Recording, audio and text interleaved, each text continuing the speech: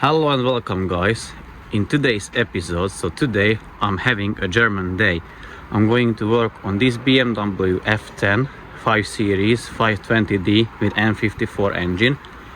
I'm going to do a major service. It is called here in the UK a major service, which consists of oil change and all the filters, so air filter, cabin filter which is inside, oil filter obviously, and fuel filter which is on the side underneath the car. Unfortunately, we have a bad weather, but I have a garage, a budget garage set up, so basically a tent, because my brother's Audi is blocking the way to the garage, and anyway I have a mess in there, so I had to set up this garage and get the job done. And later on I will work on that white Audi. It's going to have a full brake replacement, pots and disc all around.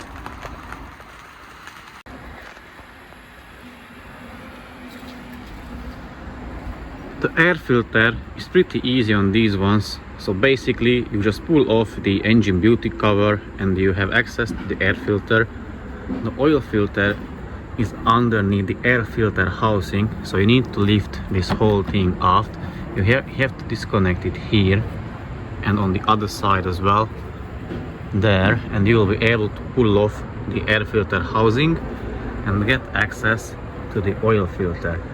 So I'm going to undo the oil filter just to get air to the system, so I will have better oil flow later when I'm letting the oil drain. Air filter housing removed. You should disconnect from here and from here. With the air filter you should be able just to twist it like this and then you remove it. Obviously it is undone now, so I'm just illustrating how it should work. And let me show you from underneath. So it has 1 and 2 tabs which goes here and here, and also one is here, so you twist it back in and twist it out, and that's how you replace the air filter. This car had a very unique solution. A self-tapping screw was here, because I guess they broke the tabs, and also these are tabs, there goes the tabs from the air filter housing, but those are broken on this one. So basically once you disconnect there, you pull it towards yourself and lift it, and then you have the oil filter exposed. I guess that's a size 24 and 27 hex socket. So undo it and then you can drain the engine oil. So basically here is the drain plug for the 520D. You need to undo it, let the oil drain and then tighten it back. So usually BMWs have a service hole like this thingy, or maybe a screw type thing. So you turn one way, open it, other way to close it. So you need to remove this one to get access to the drain plug, which is here. It is a size 17 hex bolt. So a size 17 hex socket. Let the oil drain, and in the meantime you can change the oil filter, cabin filter. The new oil filter is assembled together, so basically the filter, the o-ring for the housing, loop the o-ring here on the housing and on the top of the filter as well. You can install it back, so there is the place it goes, and you will need a 27mm hex socket to tighten it. You should tighten it to 25 Newton meters. Then you can reinstall the drain plug and fill the engine up with oil. The cabin filter is located in the passenger footwell area. If you have a UK car, so right-hand drive car, it's in the passenger footwell area. You need to undo a couple bolts, screws, plastic trim, and you will get access to it. I'll show you in a sec what needs to be removed to get access to the cabin filters. So it is held by two T15 torque screws which are there. Then you just unplug the light for the footwell area, and then the cabin filter is underneath this one, which has further few screws. I think they are T15 torques as well. So remove it and remove the cabin filters and replace with the new ones. So the cabin filters are removed. they go there. I don't know how much you can see. And always make sure of the airflow, which is on the side of the filter. So as you can see, it should be put back like this, because the air is coming from that area, so towards you. So this is the right orientation of putting it back. Let's fill the engine with oil. It takes 5.2 liters of 5W30 grade oil.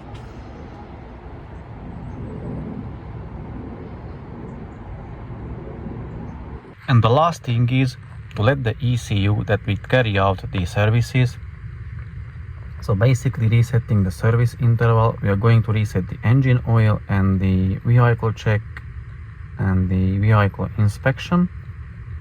Because as you can see on the iDrive, it shows the brake pads, but we've done the engine oil and the inspection, so we are going to reset that one.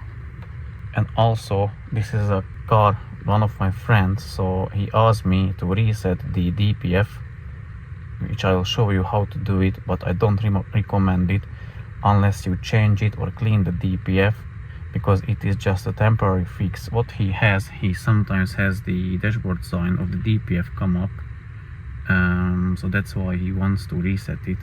But as I said, it is not the fix, it is just a temporary solution. So basically I can click on the engine oil here and reset it. Yeah, it went to 100%, and also can reset the vehicle check and the inspection as well. Oh no, I can leave the inspection as it's still in 2024, so I'll leave it like that, and I'm going to reset the DPF. I'm going to show you how to reset the DPF filter on a BMW 520D F10 chassis and in N47 engine. So basically the owner has the DPF light coming up sometimes. However, I don't recommend doing it without actually replacing or cleaning the DPF, but this is the car of one of my friends, so he asked me to do it for him, so I will do it. So basically from the main menu you choose the service function, next the powertrain, the engine electronic, DPF filter and replacement of the particulate filter. So this is it. This is how you reset the DPF filter on the BMW 520D F10 chassis N54 engine. So the second German for today is this Audi. This one's going to have the all-around brakes, the discs and pads. What I'm going to do, I'm not going to use the quick jack. I should have, but I'm not sure if it's long enough for this wheelbase. So I'm just going to use a jack and an axle stand to support it, remove one wheel, show you only one side, so one front, one rear, how to do it, and then the rest I'll do it off camera. So jack up the car, support it on the axle stand, remove the wheel, remove the caliper, the holding bracket, the brake disc, the pads, release the brake fluid reservoir cap, push back the brake piston, install the new brakes, and then that's it, one side.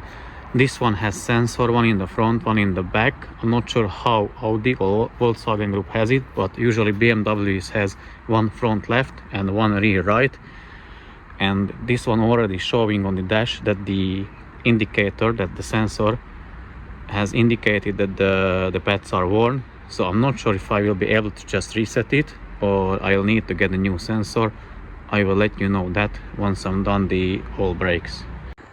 So as you can see, this one has a fairly big brakes, but it's different than the others. So always I first remove the retainer screw or bolt, this one. It is a T30 Torx bolt. I remove it with an impact driver.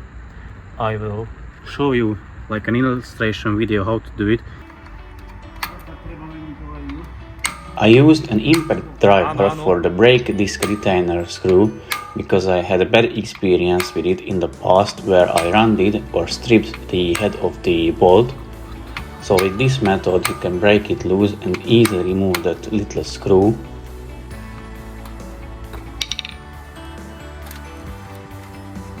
Because the last thing you want to strip the head of this bolt, because if you do, it's really pain in the ass to remove it.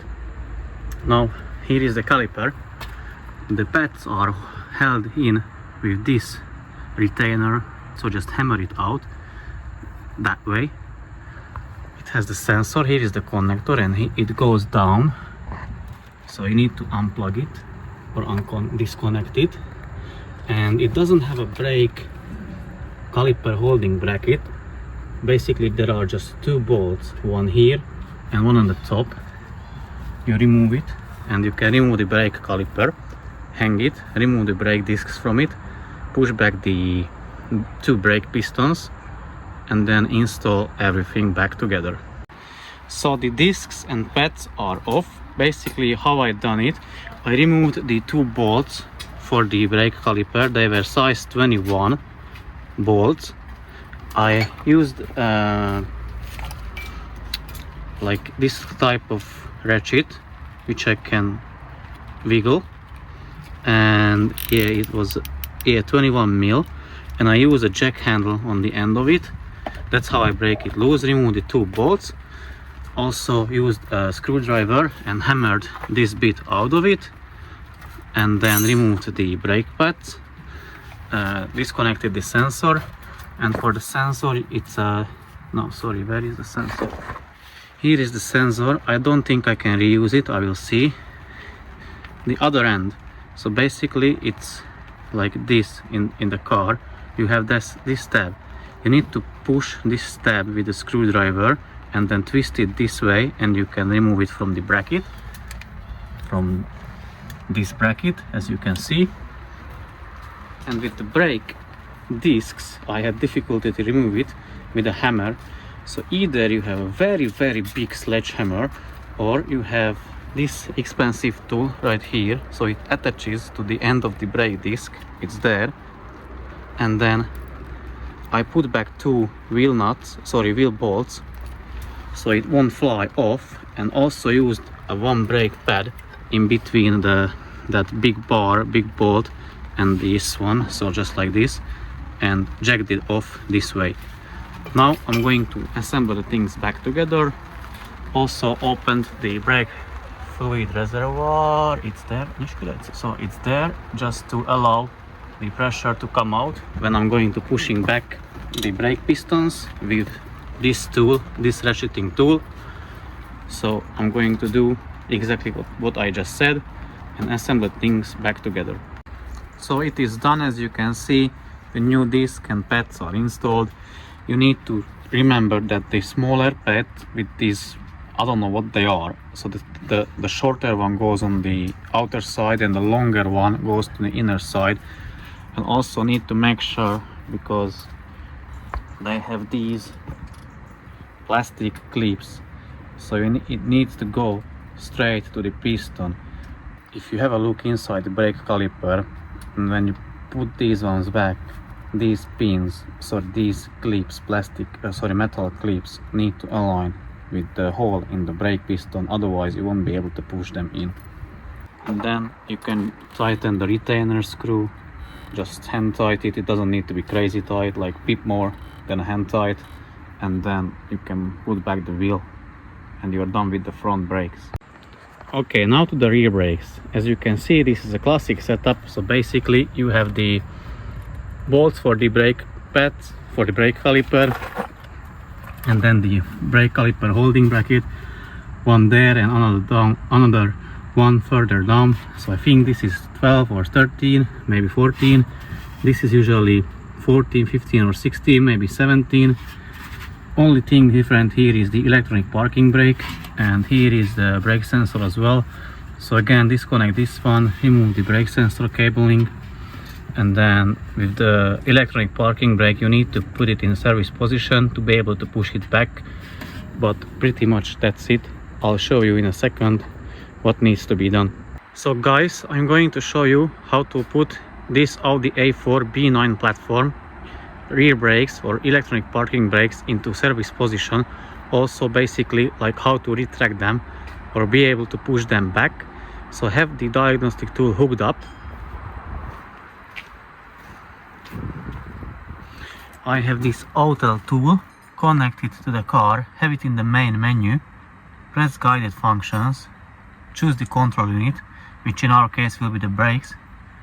Obviously have the ignition turned on, the diagnostic tool properly connected to the car, and we are going to use this one, the remove brake pads. And it basically tells what it's gonna do. Continue. And we are going to start path change mode, so that's option 1. And you will hear the rear parking brake moving.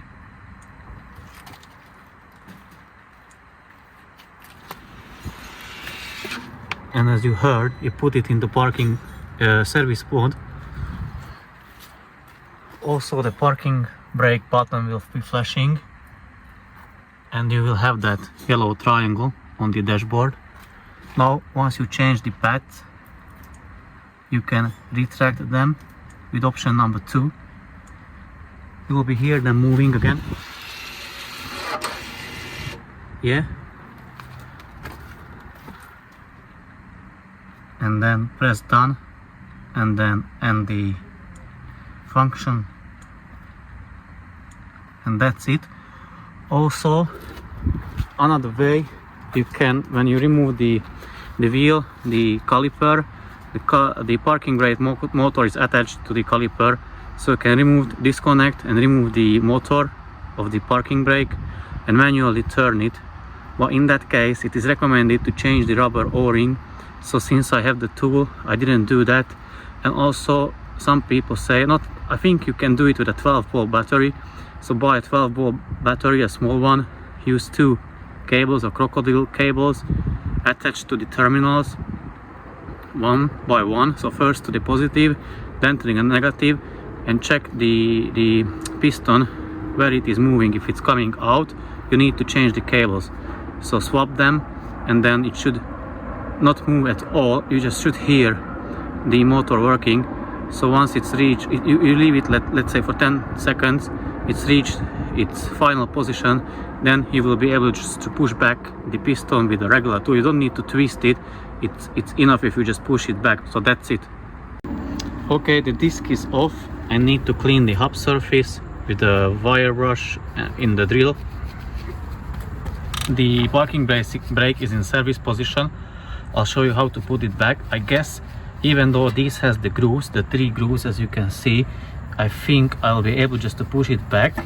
Usually I'm able. I just hang it, the brake caliper there. As you can see, the caliper holding bracket is held by 2 18mm bolts. I used 18mm spanner on it and hit the other end with a hammer to break it loose. Here is the caliper holding bracket. Clean the surface where the brake pad is going, and also it has 30mm bolts or Torx bolts. I used the hex socket on it and held here the other bolt with a 17mm spanner while undoing the bolt. That's how I removed the caliper. Then, as I said, 18mm bolts for the caliper holding bracket. So clean the surface, push back the brake piston and put the new parts on the hub and install everything back together.